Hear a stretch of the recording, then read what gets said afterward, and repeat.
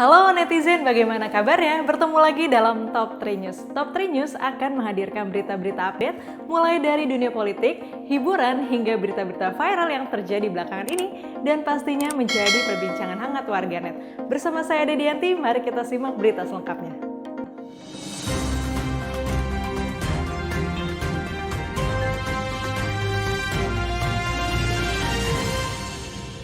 1 juta lebih vaksin Pfizer sudah digunakan di Indonesia, lalu bagaimana cara mendapatkannya? Indonesia telah menerima vaksin COVID-19.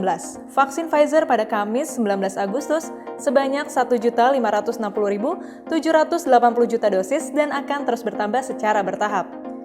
Kepala Dinas Kesehatan DKI Jakarta, Widya Stuti mengatakan, pembagian vaksin COVID-19 merek Pfizer ini mulai dilakukan pada hari Senin 23 Agustus 2021 lalu.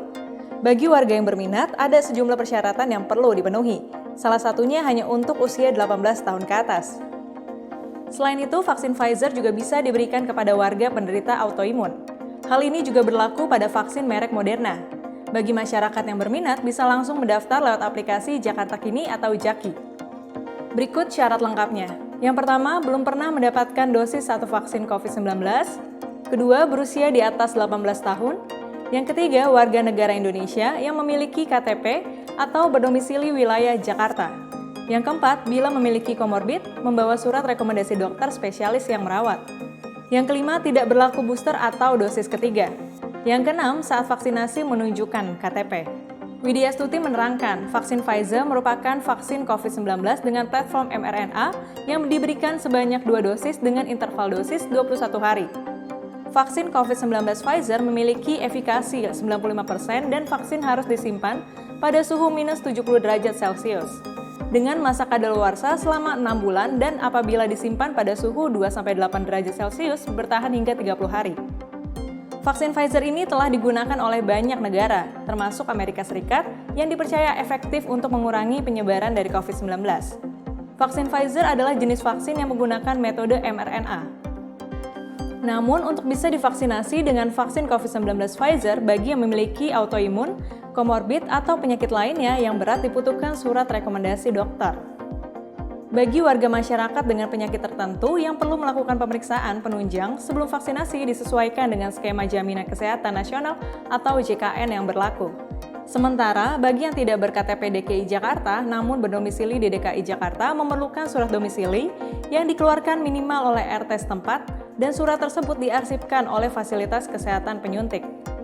Untuk itu, ada 16 lokasi vaksinasi Pfizer di Jakarta.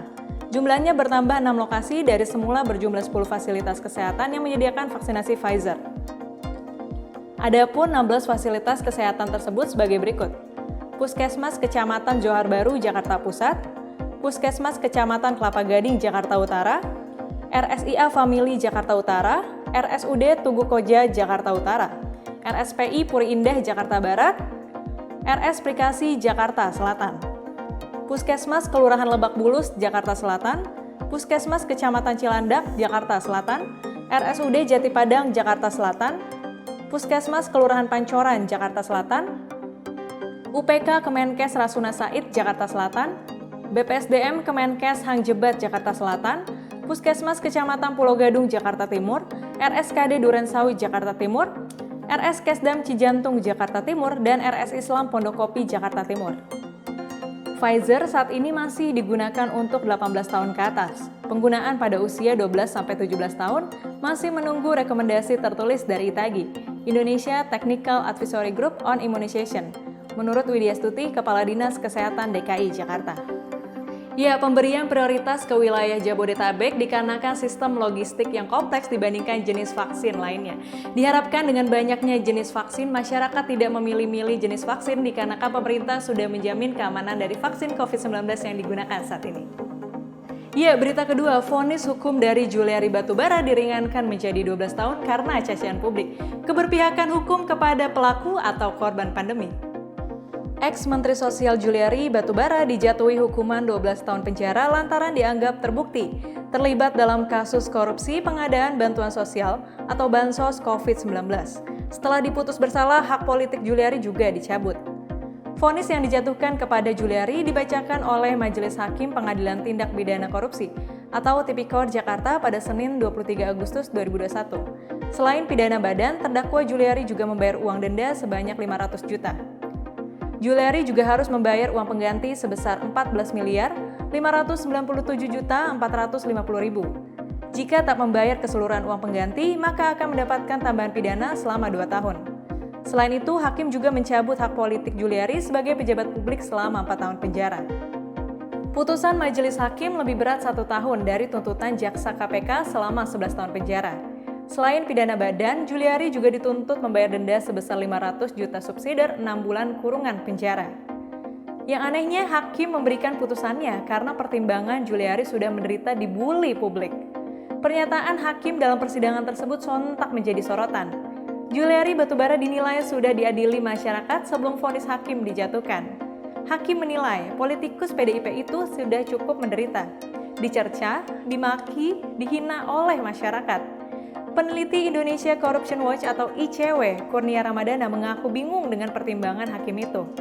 Ia menganggap caci maki yang diterima Juliari tak sebanding dengan penderitaan masyarakat yang terdampak tindakan korupsi yang dilakukan Juliari Batubara. Kurnia menganggap respon dan kritik pedas masyarakat atas tindakan korup Juliari adalah hal yang lumrah terjadi. Terlebih, tindakan korupsi itu dilakukan Juliari pada situasi pandemi.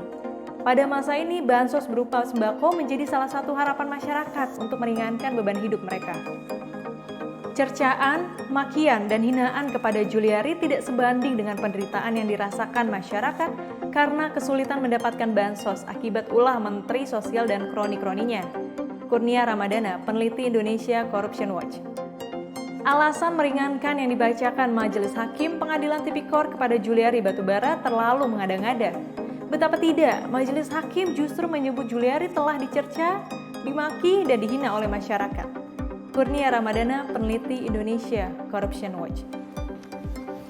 Ya, netizen, selain itu, Indonesian Corruption Watch juga mendesak KPK untuk segera mengungkap kejahatan dari bansos ini.